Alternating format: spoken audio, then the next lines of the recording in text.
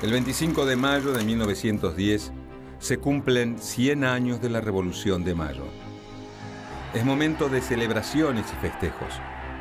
En este contexto, políticos e intelectuales sostienen que la Argentina es una tierra única y privilegiada. Palabras como grandeza, destino o porvenir se escuchan a menudo en distintos discursos. El presidente José Figueroa Alcorta intenta conseguir rédito político de esta situación. Busca identificar su gobierno con la gesta de los patriotas de 1810.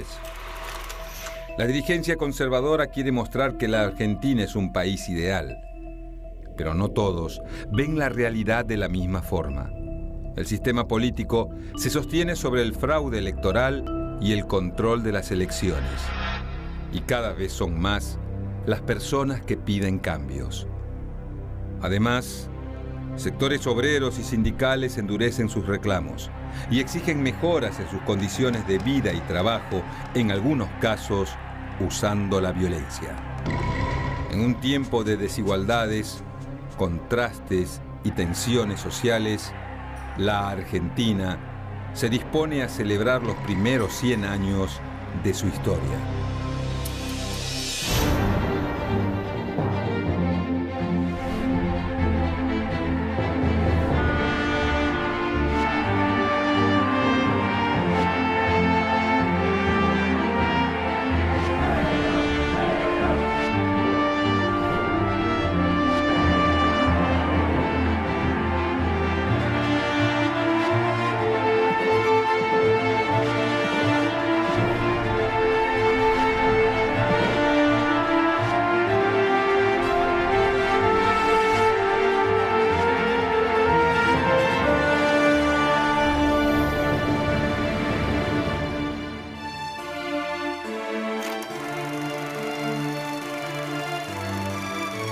Desde fines del siglo XIX, los representantes del poder político y económico del país buscan transformar la ciudad de Buenos Aires en un faro de civilización.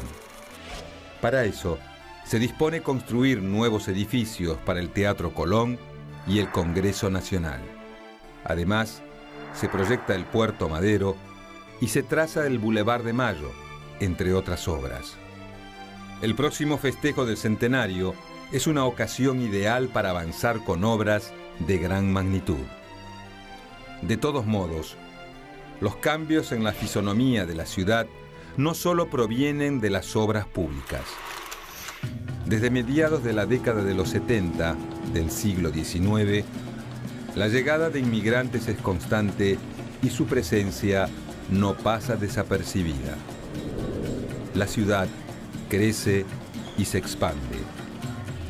Julio Argentino Roca define Buenos Aires como una provincia de extranjeros. Otros no dudan en calificarla como una cosmópolis.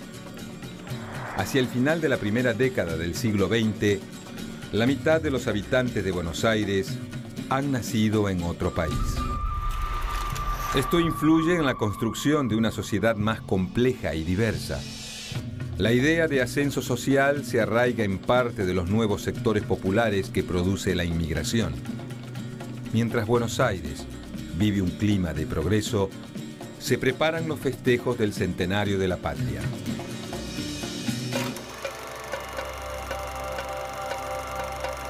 Las celebraciones se comienzan a planificar en 1906.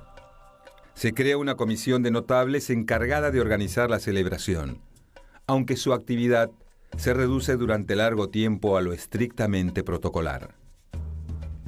En el transcurso de este año, fallece el presidente de la Nación, Manuel Quintana. Lo reemplaza su vice, José Figueroa Alcorta, quien se plantea acabar con la hegemonía de Julio Argentino Roca sobre el sistema político. Durante 1908, las tensiones entre Figueroa Alcorta y el roquismo se hacen más evidentes. Los sectores parlamentarios que respondían a Roca rechazan el presupuesto presentado por el Ejecutivo. La decisión del presidente es tajante. Cierra el Congreso y se dispone a gobernar por decreto. en 1909, promulga una ley que extiende el festejo del centenario a todo el territorio nacional. A partir de esta norma, se proyectan obras en distintos rincones del país. Se prevé la construcción del monumento a Güemes en Salta, a la bandera en Rosario y al Ejército de los Andes en Mendoza, entre otros. Sin embargo, la mayoría de ellos deberán esperar varios años para ser concluidos. Asimismo, se proyecta construir en la entrada del puerto de Buenos Aires una gran imagen de la República, tomando como modelo la Estatua de la Libertad. A estos tributos se suman los que las colectividades extranjeras residentes en el país planean en Buenos Aires. El gobierno conservador concentra sus expectativas en los festejos del centenario, pero muchos sectores de la población esperan que se solucionen otros problemas.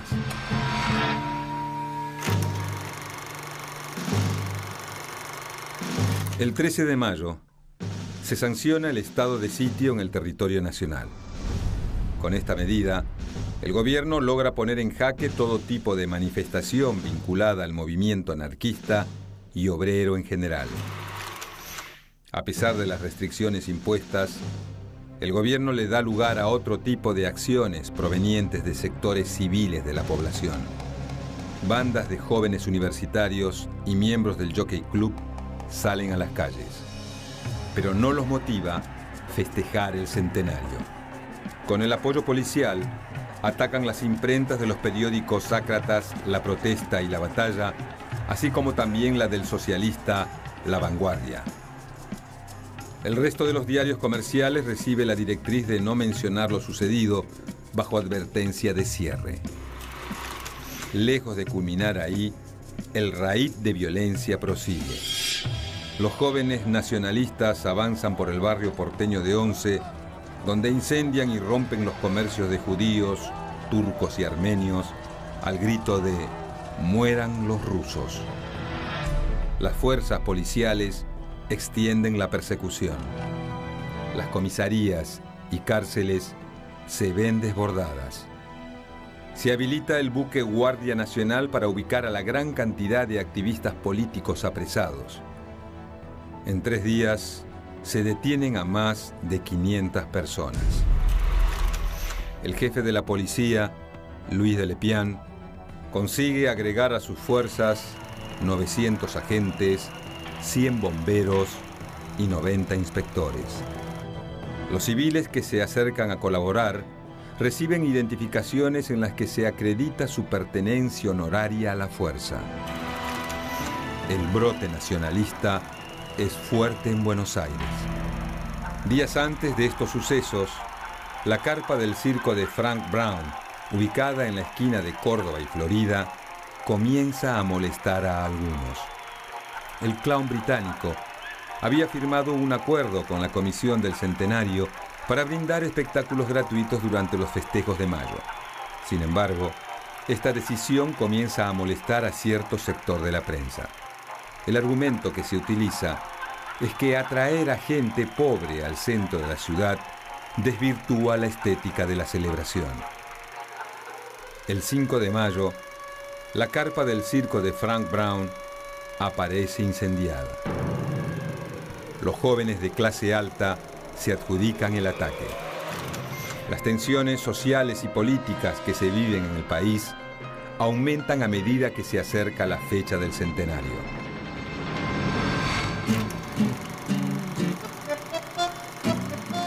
A poco más de una semana para que comiencen los festejos, el clima de júbilo poco a poco se instala entre los argentinos. Uno de los motivos por los que se vive en tiempos optimistas no está relacionado a los festejos del centenario, sino al paso del cometa Halley. Algunas marcas de cigarrillos o vinos generan avisos y envases evocadores de la llegada del cometa para aumentar las ventas. El cuerpo celeste también sirve de motivo para un popular tango. A pesar de las predicciones del astrónomo francés Camille Flammarion, el paso del cometa no provoca el fin del mundo. La otra causa que despierta entusiasmo entre los porteños es la llegada de la enviada de la realeza española. La infanta Isabel de Borbón, tía del rey Alfonso XIII, arriba al país para participar de los festejos por el centenario. El gobierno monta un despliegue grandilocuente para recibir a la comitiva real española. El 18 de mayo, la embarcación es recibida por una división naval en el Río de la Plata, mientras resuenan sirenas junto a los compases del himno nacional y de la marcha real. El intendente de Buenos Aires, Manuel Buiraldes, es el encargado de darle la bienvenida a la visitante. Todo es optimismo y alegría por la llegada de la infanta. Entretanto, el presidente Figueroa Alcorta vive un momento tenso. Una huelga de choferes de coches de alquiler hace peligrar su participación en el acontecimiento. El ritmo normal de la ciudad está trastocado. Finalmente, Figueroa Alcorta logra llegar a destino y se encuentra con la enviada española. Ambos son trasladados en un carruaje oficial hacia la Casa de Gobierno. En el trayecto, cientos de personas se asoman a saludar enarbolando banderas argentinas y españolas, y una multitud se congrega para esperar a la infanta. Es el comienzo de una serie de agasajos que se le brindan a la enviada española. En la estancia que la familia Pereira Iraola posee cerca de La Plata, se lleva a cabo una fastuosa recepción. El 21 de mayo se realiza la revista naval ante 50.000 espectadores. 28 buques de flota argentina y 19 barcos de guerra de distintas naciones viajan desde Buenos Aires hacia Ensenada. Estas muestras de aprobación pública parecen confirmar la concepción del gobierno de que el conflicto social es obra de inadaptados y desagradecidos inmigrantes. Todo aquel que proteste contra el orden establecido es considerado una amenaza para el país.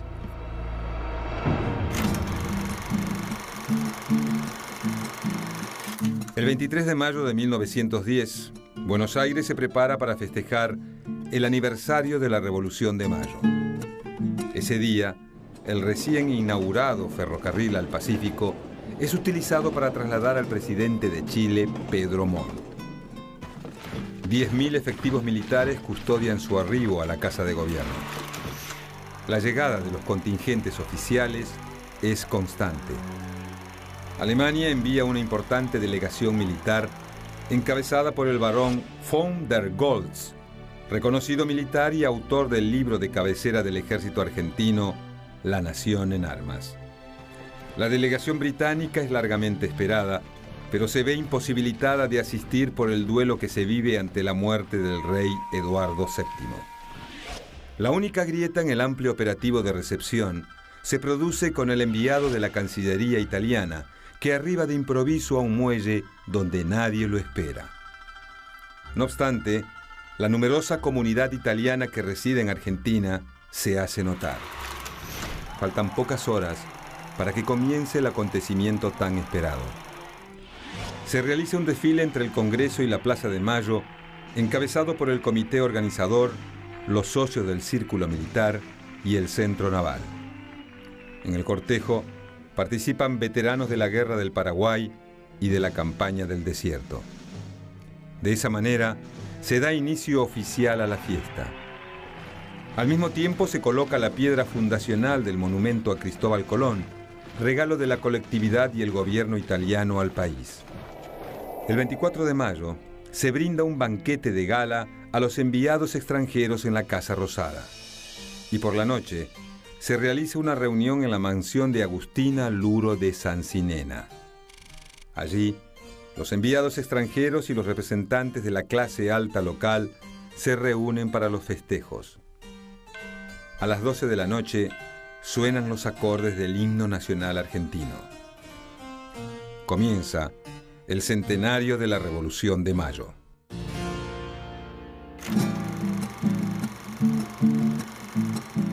El tan ansiado 25 de mayo por fin ha llegado. se prevén una gran cantidad de actividades. El festejo central comienza con la formación de 30.000 alumnos de escuelas primarias y secundarias en la zona de la Plaza del Congreso. Luego, las autoridades se trasladan hacia la Catedral Metropolitana, donde se lleva a cabo el tradicional Te Deum, con la presencia de autoridades extranjeras. A pocos metros de allí, frente a la Casa de Gobierno, se monta el palco oficial, donde los principales funcionarios observarán desfilar a las tropas de los 10 países visitantes. A pesar de los intentos del sindicalismo y el anarquismo por denunciar las desigualdades que se viven en el país, gran parte de los porteños asisten a los festejos. Las copas de los árboles de la Plaza de Mayo y hasta el techo de la mismísima Casa de Gobierno son utilizados como gradas por el público. Cerca de las 3 de la tarde, el teniente general Eduardo Racedo se acerca al palco. Solicita la autorización para iniciar el desfile. Los marinos estadounidenses encabezan el paso de los distintos contingentes militares.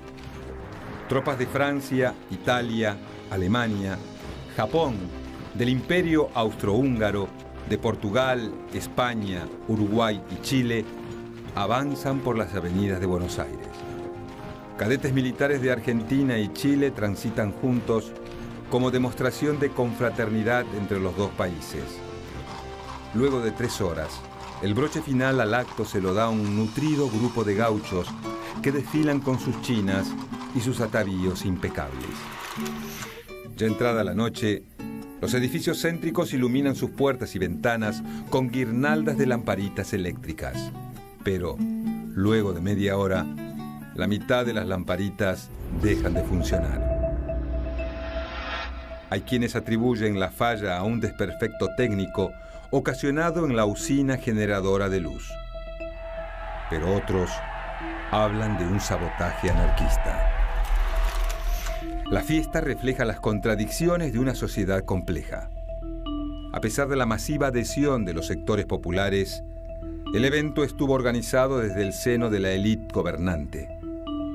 Las celebraciones no logran acallar las demandas del movimiento obrero, y el régimen político está decidido a reprimir cualquier protesta.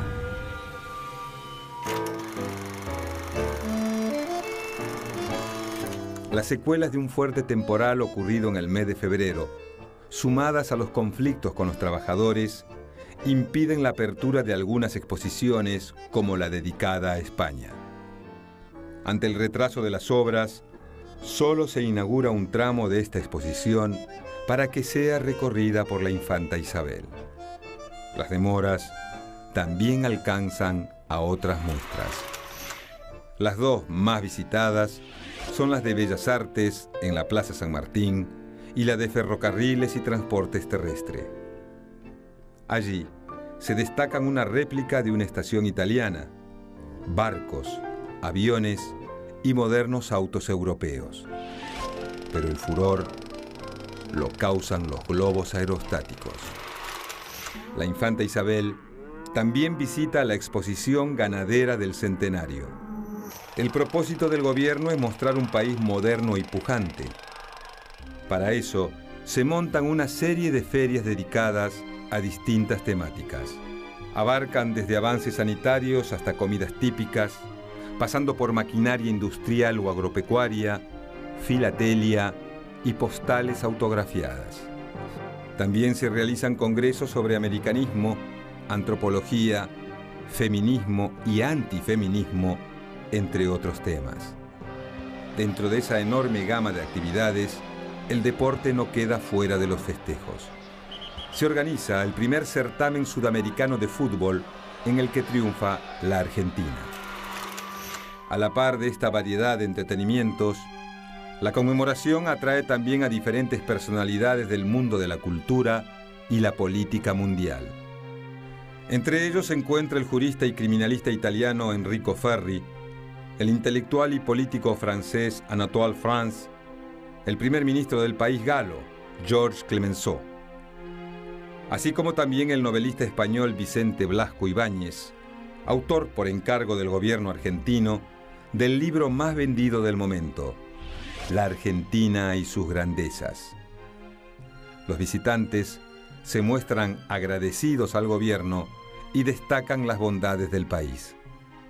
Sin embargo, hay un hombre que denuncia las desigualdades del sistema político argentino. Se trata del escritor catalán Santiago Rusiñol, quien pasa unos días presos por solidarizarse con los reclusos anarquistas.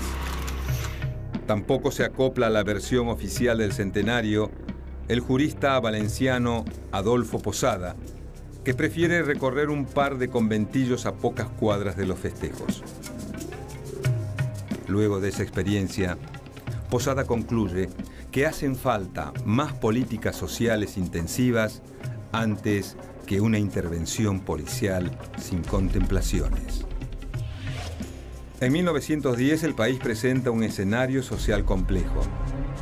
Nuevos inmigrantes que apuestan a la posibilidad de ascenso social no solo para ellos, sino también para sus hijos.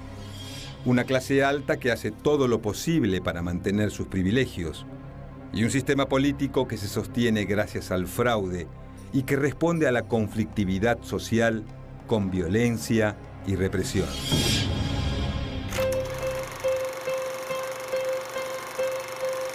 El 26 de junio de 1910, una bomba estalla en una función del Teatro Colón. Las butacas 422 y 424 vuelan por los aires. 5 personas quedan heridas gravemente. La opinión pública oscila entre la consternación y el miedo. Frente a la gravedad del hecho, se debate y aprueba rápidamente un nuevo proyecto que amplía los alcances de la ley de residencia. Se prohíbe cualquier tipo de reunión o acto en el que se difundan consignas o símbolos anarquistas, así como la posesión de material considerado subversivo. Las penas contempladas para estos casos varían entre los 20 años de prisión y la expulsión del país. A todo ello, hay que sumarle la potestad del Estado de sentenciar a muerte a quien comete un atentado y ocasione pérdidas de vidas. La nueva normativa es conocida como la Ley de Defensa Social. A pesar de la imagen de prosperidad y modernidad que se intenta mostrar, el gobierno consolida su perfil más autoritario. La violencia institucional y la represión son las respuestas a las demandas de un sector cada vez más grande de la población.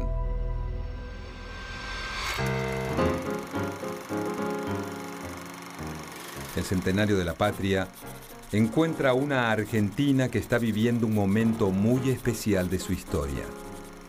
La clase dirigente, encabezada por la llamada generación del 80, festeja la construcción de una nación capitalista moderna sustentada en el monopolio del poder político y del avance del modelo económico agroexportador. Pero otros sienten que la fiesta los deja afuera. Miles de personas no consiguen acceder a condiciones dignas de trabajo o vivienda. La fórmula para acallar las protestas implica un severo aparato de persecución institucional. Las celebraciones por los 100 años de la Revolución de Mayo intentan mostrar un país pujante y moderno con la mirada puesta en Europa. Pero, detrás de los ostentosos festejos, hay muchos habitantes que están desamparados. La fiesta del centenario no es para todos. Una férrea censura de prensa, una legislación represiva, la violencia institucional y paraestatal y la declaración del estado de sitio son una clara demostración de que para muchos habitantes del país hay realmente muy poco que festejar.